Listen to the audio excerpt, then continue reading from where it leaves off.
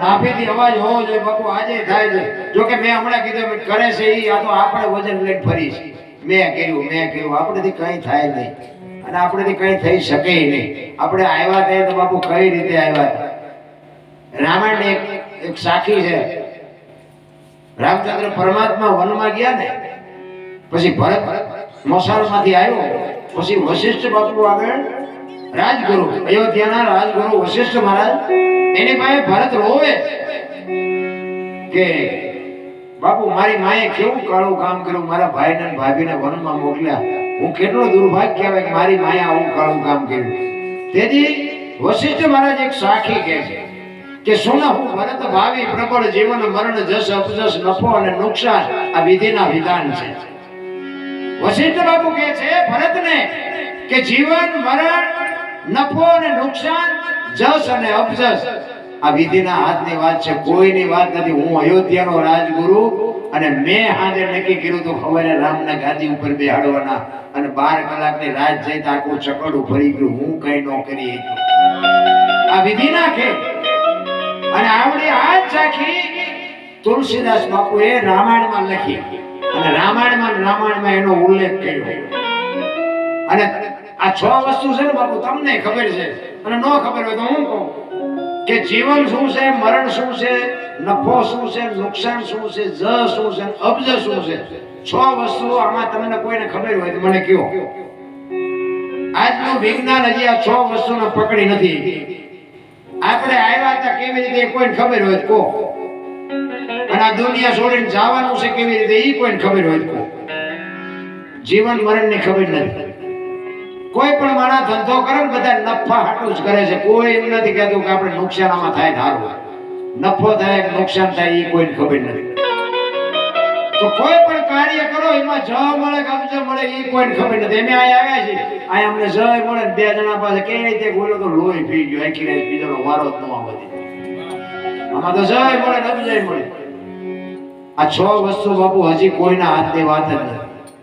એની વાત બાપુ તુલસીદાસ બાપુ રામાયણમાં લખે કે આમાં નફો કોને થયો અને નુકસાન કોને થયું. રામાયણમાં કીધું કે નુકસાન કોને થયું, કે નુકસાન થયું રામચંદ્ર પરમાત્માની માં કૌશલ્યાને, કે જુવાન દીકરો અને વહુ બે વનમાં જતા હોય તો માં માથે કેટલી વીતી છે.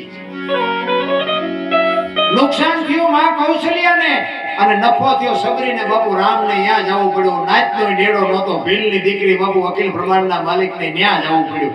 આ બાપુ તમે વિચાર કરો, હજી જનેતા દુખી થઈ જાય અને ઓલીને બાપુ કાંઈ લેવા ને દેવા બાપુ રામને ત્યાં જઈને એનો ઉદ્ધાર કરવો પડ્યો. તો જીવન કોને મળ્યું અને મૃત્યુ કોને મળ્યું? મૃત્યુ મળ્યું રાજા દશરથને બાપુ. રામ જેવો દીકરો હોવા છતાંય મૃત્યુને રોકી ન હોય. અને જીવન મળ્યું અહલ્યાને બાપુ હરાપમાંથી મુક્ત થઈ જાય. પગ હેડ્યો ને બાપુ હરાપમાંથી મુક્ત થઈ જાય અહલ્યા, એને બાપુ નફો થયો. તો જ કોને મળ્યો ને અબજ કોને મળ્યો? અબજ મળ્યો કઈ નહીં અને જ ખાંટી ગયા વાંદરા. તેથી રામને કોઈ કામમાં ન થયું. અયોધ્યા બધાને ખબર હતી કે રામ ને રાવણ નું યુદ્ધ હાલે. હનુમાનજી સંજીવની લઈને આવ્યા, ભરતે બાણ મારીને પાડ્યા. તેથી હનુમાનજી બધાને સમાચાર આપ્યા કે આવી રીતની વાત છે. હું દવા લેવા ગયો તો ભરતે મને આ પાડ્યો. કોઈ નથી ગયું બાપુ રામને. તેથી વાંદરા બાપુ રેસરાજ કામમાં આવ્યા બાપુ વિજય એમને મળી ગયો, કોઈ નથી મળ્યું. એમાં વિધિના લેખ છે ને, એમાં તમારું મારું આમાં કાંઈ ઉપજે નહીં. વિધિએ જે લખ્યું હોય એ જ થાય. એમાં કોઈ કહેતું હોય મેં કર્યું એ વાત જ ખોટી છે. આ તો પછી સારું થાય ને એમાં કે આ મેં કર્યું, ખરાબ થાય તો કે આમને મેં ના પાડી દે એમને લોહી પીધું. નથી ગામમાં કોઈના દીકરાના લગ્ન ન થતા હોય અને કદાચ ગોઠવાઈ જાય તો કેને કહો કે આના દીકરાનો મેળ નહોતું પડે એવું, પણ સારું થયું એને ઘર બંધાઈ ગયું. એટલે તરત જ કહેવા માંડે એ તો ભાઈ અમે ગયા હતા 3 વખત અમે જવાબદારી લીધી હતી, તમારી દીકરી નહીં અમારી દીકરી, કઈ તકલીફ પડે તો અમને કહેજો. અમે ઢીસણ હમણાં ગારામાં ગયા હતા. પછી આપણે એમ કહીએ કે દીકરી પણ એની હાઉન કદડે બહુ કે એના કર્યા ઈ ભોગવે, એના કરેલા છે તારા હારું કે મેં કર્યું. હાઉન કદડે કે ઈના કરેલા, ઈના નથી તારા કરેલા છે. એટલે આ દુનિયા છે હારા કે મેં કર્યા. જગતના કોઈ ભરોસા નથી રહ્યા. એટલા માટે જ બાપુ કુમાર સાહેબ બાપુ છે ને લખે કે બાપુ ભક્તિ કોઈને મોંઘી પડી નથી. અને આ તમે જો હમણાં મેં કીધું ને ગુરુ મહારાજના શબ્દો ઉપર ભરોસો છે. આ સબરી એક ભીલની દીકરી, એના ગુરુ માતંગ ઋષિ 7-8 વર્ષની દીકરી હતી ને, ગુરુ મહારાજે કીધું કે બેટા એ લઈ જા, વેલો મોડો રામ આવશે. આ એક જ શબ્દ પકડીને, કોઈ વેદનું શાસ્ત્રનું કોઈ જ્ઞાન નહોતું, કોઈ ભણતર નહોતું, એક જાનવર જેવી જિંદગી જંગલમાં રહેવા વાળી ભીલની દીકરી, 7-8 વર્ષની દીકરી બાપુ ગુરુ મહારાજનો એક જ શબ્દ પકડીને બેહી ગઈ. અને અખિલ બ્રહ્માંડનો માલિક જેથી આવ્યો ને, તેથી ચાંદીના પતરા જેવા વાળ થઈ ગયા થોડા, અને 70-80 વર્ષની ઉંમર થઈ ગઈ. અને નેજમાં કરી કરીને જોતી હતી કે રામ ક્યારે આવશે, રામ ક્યારે આવશે. આંગણું વાળે સાફસૂફ કરે, હમણાં આવશે, હમણાં આવશે, હમણાં આવશે. દી હાથમે કે આજનો આવ્યો કઈ નહીં કાલે આવશે. બીજે દી ઈનો ઈ પ્રોગ્રામ, હાંજ પડે કે આજનો આવ્યો કઈ નહીં કાલે આવશે. 70 વર્ષ હોતી જેની ધારણા, વિચાર કરજો. અને રામ અને લક્ષ્મણ બે જતી માં ભગવતી સીતાની શોધ કરવા માટે નીકળ્યા. અને સબરીનો મલક આવ્યો ને તો બાપુ પ્રકૃતિ ભજન કરતી હતી રામનું. સંતો એમ કહે છે, એક જગ્યાએ બેહી અને તમે 3.5 કરોડ નામના જાપ કરો ને એટલે દિવાલોમાંથી અવાજ આવવા માંડે, આ ધરતીમાંથી અવાજ આવવા માંડે, આ માંડવામાંથી અવાજ આવે. 3.5 કરોડના નામના જાપ થવા દો. એ 70 વર્ષ સુધીને જાપ કર્યા બાપુ, કેટલા જાપ થયા છે. ઝાડવાના પાંદડામાંથી રામ રામ રામ અવાજ આવતો તો, લીલા પાંદડામાંથી આવતો તો, નીચે હુકા પીડ્યા હોય એમાંથી આવતો તો. લક્ષ્મણ રામચંદ્ર પરમાત્માને પૂછે છે કે મોટા ભાઈ કયો મલક આવ્યો? આ તો પ્રકૃતિ તમારું ભજન કરે છે. ત્યારે રામ કહે છે કે અત્યાર સુધી આપણને બધા સંતો મળવા આવતા હતા ને, તો કે હા, કે આજ આપણે સંતને મળવા જવાનું છે. કે હામી ઝૂંપડી રહી ને એમાં એક ભીલની બાઈ મારા નામના જાપ કરે છે, જો તો શું કરે છે. અને લક્ષ્મણ અહીંયા ગયો ને, શેષ નાગનો અવતાર બાપુ સબરીની ભક્તિ જોઈ ધ્રુજી ગયો. હા, મારા ભાઈના નામ ઉપર એને આખી જિંદગી ઓળ ઘોળ કરી નાખી. સબરી નેજવા કરતી હતી, આંખોમાંથી આહુડા જતા હતા અને એકલી એકલી બોલતી હતી કે મારા ગુરુ મહારાજે કીધું છે તો બરોબર, પણ રામ કેવા કપડા પહેરીને આવશે, કેવું વાહન લઈને આવશે, કયા રસ્તેથી આવશે, એ તો મેં કઈ પૂછ્યું છું. અને રામ નહીં આવે, એ નહીં આવે ને તો અંદરથી અવાજ આવે કે મારો ગુરુ બોલ્યો એ કોઈ દી ખોટું ન પડે. બાપુ ગુરુ ઉપર આ ભરોસો હોવો જોઈએ. મારો ગુરુ બોલ્યો છે, મારો છેલ્લો શ્વાસ હોય ને ત્યાં સુધીમાં રામને આવવું પડે, આવવું પડે ને આવવું પડે. મારો ગુરુ બોલ્યો છે. અને સબરી બાપુ આમ નેજવા કરી કરીને જોતી હતી અને ગાતી હતી. શું ગાતી હતી?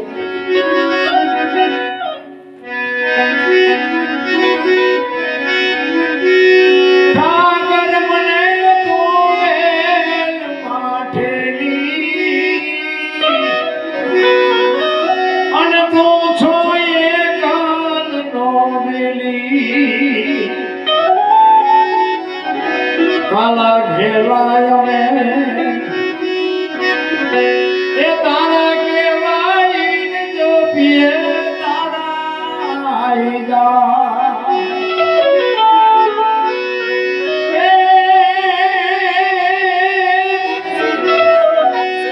તારી હારે મારે જૂનો નાતો. સબરી કહે છે તારી હારે તો મારે જૂનો નાતો છે. આપણે બધા નથી, આપણે ભૂલી ગયા, ના તો બધા છે. સબરી કહે છે આખી જિંદગી તારા નામમાં ગાંડી થઈ ગઈ, હવે મારે કોની પાસે જવું? તારી હારે મારે જૂનો નાતો, એ હવે બીજે ક્યાં જાઉં? બાપ ઠાકર મને મેલ માઠેલી, તું છો એકાદ નો મેલી. મધ દરિયામાં એ મારું રાણ પડ્યું છે ને થાય છે હાલતનો. આ સંસારના સાગરમાં બાપુ આપણા બધાયના હોડા પડ્યા છે. ઈ તો મારો નાચ જો બાપુ આંગળે પકડીને કાંઠે પુગાડે તો પુગે એવું છે, નકર ક્યારે ગલોટિયું ખાઈ જાય કોઈ ભરોસો નથી. આ કોરોના આવ્યો તો કેટલાયના ગલોટિયા નો ખાઈ ગયા, કોઈ બસાવી ગયું. હે રૂપિયાના નટા હતા, વાહન હતા, ડોક્ટર હતા, ઓક્સિજન હતા, બચાવી ન હોય. તાર એને હોપી દો બાપુ, લગામ એને હોપી દો, એને પોગાડવું પડે, પોગાડવું પડે, પોગાડવું પડે. કોઈ પણ આપણે ઘરમાં સારું કામ કરતા હોય ને ડાયો માણા હોય ને ડાયો માણા એને વાપી દેવાય. તમારે કામ જો ઉજળું કરવું હોય, લગન હોય કે જે જે કઈ નાનો મોટો પ્રસંગ હોય ને, ગામમાં કોઈ ડાયો માણા હોય ને એને બોલાવીને કહેવાય કે આ કામ તમારે સંભાળવાનું છે બાપુ, કોઈથી વાંધો ન આવે. આ આપણો મહાભારતનો પ્રસંગ છે ને, ઓલે 100 ભાઈઓ હતા ને આવડા 5 હતા. 100 માં શું બળ નહોતું? એક એક પૂજામાં 10 હાથીનું બળ હતું. આવડા 5 જ હતા, પણ લગામ કૃષ્ણને હોપી તું કરી બાપુ. જો હારા માણસ હોપી હોય તો જ વિજય થાય. ઓલે 100 ઠેકડા મારી મારી મરી ગયા તોય નાશ મળી ગયો. નકરું બળ નથી કામમાં આવ્યું. એટલે સબરી કહે છે મધ દરિયામાં એ મારું વણ પડ્યું છે થાય છે હાલાકનો.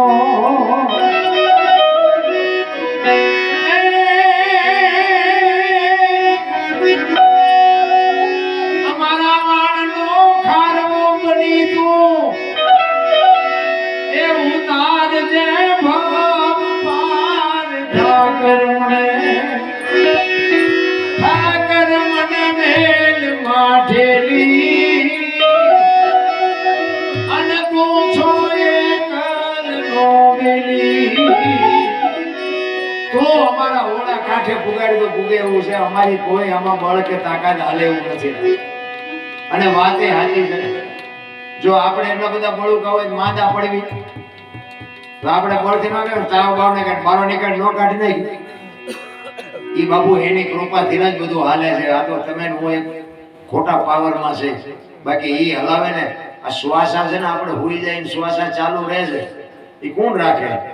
આપણે માથે ઉંદરડા આવ્યા જાય તો નથી ખબર રહેતી. તો એ શ્વાસ આંકવા વાળો છે કોણ?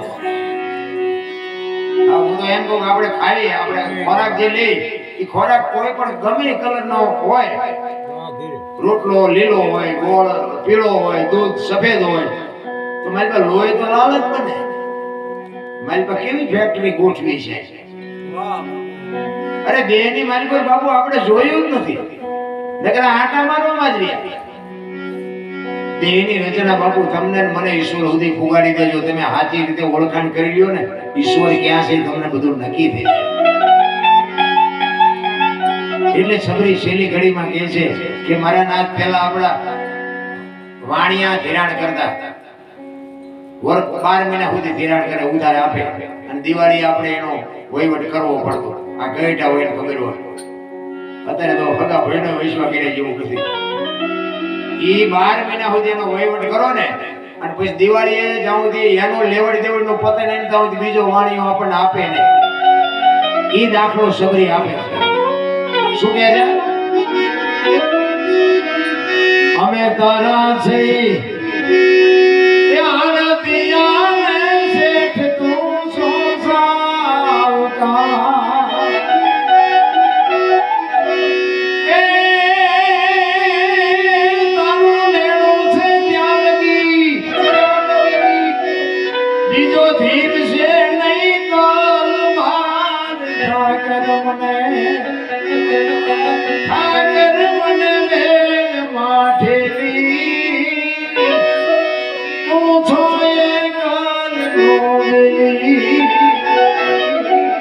શું સંતોની વાતો આપણે કરીએ. એક માણસના આપણે 100 રૂપિયા લીધા હોય અને જ્યાં સુધી ભરી ન રહે ને ત્યાં સુધી બાપુ નીંદર ન આવે. નીંદર કે ઓલો 100 રૂપિયા માગે છે. અત્યારે કોઈ 5-10 હજાર રૂપિયા આપ્યો તો આપવા વાળો હોય એને ઊંઘ ન આવે. ઓલો તો નિરાતે ઊંઘતો હોય. કારણ કે ઓલા ને એમ થતું મારો દેશ એમ નહીં થાય, એને ઊંઘ ન આવે. અને લગભગ એવું જ થાય. ઓલા પાસે વધારે ઉઘરાણી લઈને ભાગી લઈને ન દેતા તું શું કહે? બીજી વખત તારો વૈશ્વાસ ન કરી, બીજું શું કરી તને? અરે આ માણા છે. અરે બાપુ ઘણા આપણા પેલા કે ને ભાઈ દૂધે ધોઈને તને આપી દેજો. મહારાણા પ્રતાપ બાપુ દિલ્હીના બાદશાહ જેથી વિરોધ થયો ને, તેથી એના સૈનિક લઈ અને ડુંગરના ગાળામાં હતો ને, તેથી એને એમ થયું કે મારા સૈનિકો ભૂખ્યા મરી જાય છે, મારે દિલ્હીના શરણે જવું જોઈશે. દિલ્હીના બાદશાહના શરણે જવા માટે જ્યારે મહારાણાએ તૈયારી કરી, એક સુશોદયા પરિવાર અમારો એક ક્ષત્રિય સમાજ, ઈ ઘોડાના પાવળા હતા ને, પાવળામાં બાજરો સોટેલો ને ખંખેરીને બેજી ખાધો, બેજી દી કાઢ્યા. અને એને એમ થયું હવે ભૂખ્યા ક્યાં સુધી રહેવું, કે મારે દિલ્હીના શરણે જવું જોઈશે. અને આ વાત બાપુ એના મિત્ર ભામાશા વાણી એને ખબર પડી હોય એ કે મારો મિત્ર એ કે દિલ્હીના બાદશાહ પાસે જવાની વાત કરે છે. અરે તો ધરતી રાહ તાળ વહી જાય. અને એ કે હું એનો ભાઈબંધ છું, હું તલવાર ન ઉપાડે પણ આ ટેકો તો હું કરી શકું ને. જો મિત્ર એવા મિત્ર કેડા કીજીએ ઈ ઢાલ સરીખા હોય, સુખમાં પીછે રહે ને દુઃખમાં આગળ હોય એને ભાઈબંધ કહેવાય.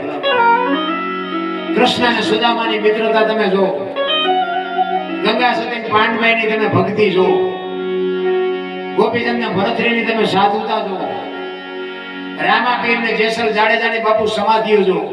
સમાધિ લીધા પછી બાપુ 3 દી પછી જેનો પુરવાર કર્યા હોય એવા બે પીર ત્યાં દુનિયામાં કોઈ જોડો ન જડે. ઈ દિલ્હીના બાદશાહને પાએ રાણો જવાની વાત કરે ને ભામાશા વાણિયાને એમ થયું કે એને જવા ન દેવાય તો ગરાણીના થામણ લાગે. અને તેથી ડુંગરના ગાળામાં રાતે જઈને કીધું રાણા તું આવી વાત ને સાંભળી તું ન્યા જવાનો. એ કે પણ શું કરું, મારા 400 સૈનિક ભૂખ્યા મરી જાય એમ છે, કરવું શું?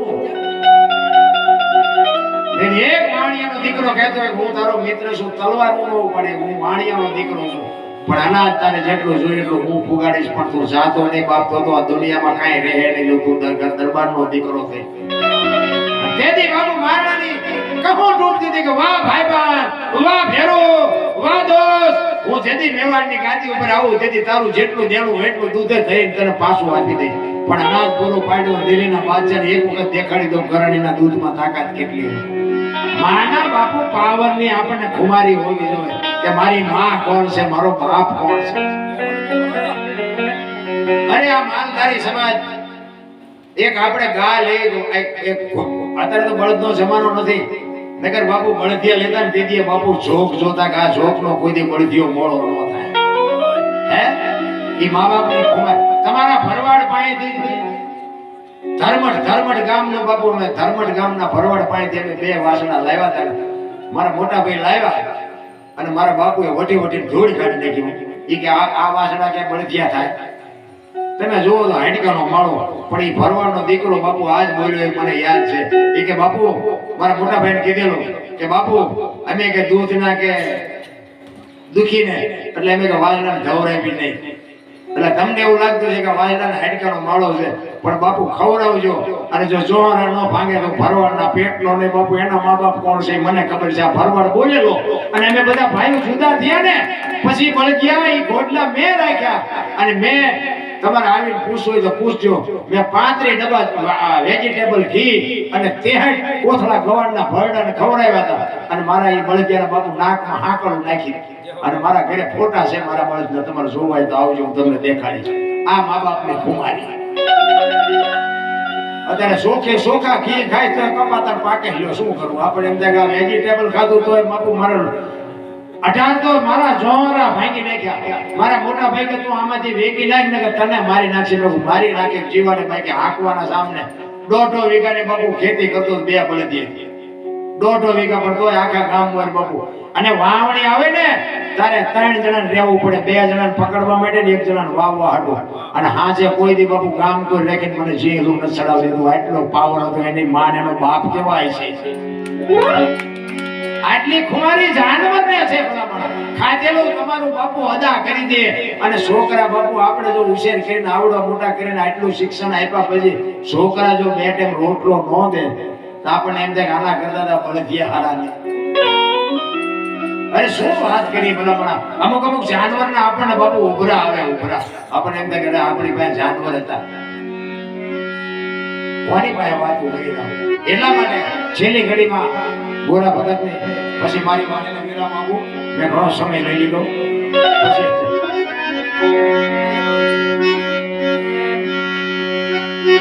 રાગ ભગતનો રુદન સાંભળીને તેથી જાગી ઉઠ્યા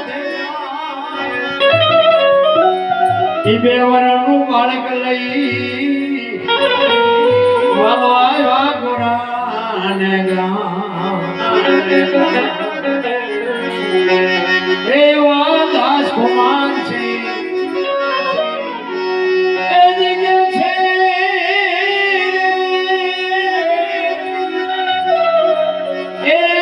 ભક્તિ કોને કોને કોને